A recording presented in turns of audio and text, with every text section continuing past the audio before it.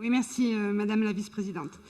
Il s'agit ici d'émettre un avis de principe sur l'avant-projet de charte du parc naturel régional du massif des Bauges. Les PNR ont un rôle important dans la protection, la préservation de nos territoires au sens large, et nous y sommes très attachés, il ne s'agit pas ici d'y revenir.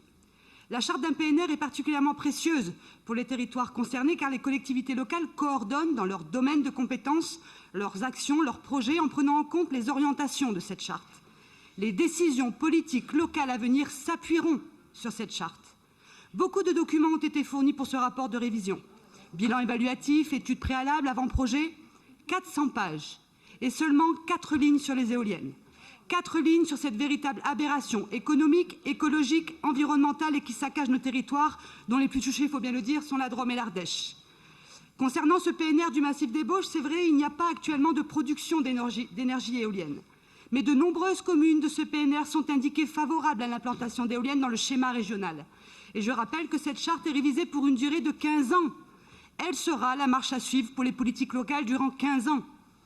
Comme indiqué dans le schéma régional SRADET voté en 2019, vous êtes, la majorité régionale, pour une maîtrise du développement de l'éolien sous certaines conditions, sans oublier bien sûr la promotion de certains syndicats de PNR qui sont plus que favorables à l'implantation d'éoliennes. Nous ne cautionnerons jamais ce saccage territorial et cette arnaque écologique, quelles que soient les conditions.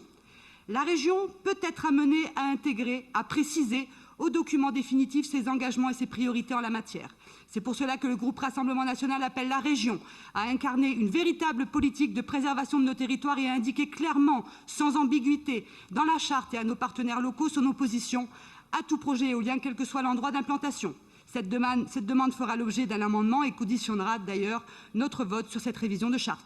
Je vous remercie. Merci Madame Porquet. Je vais donner la parole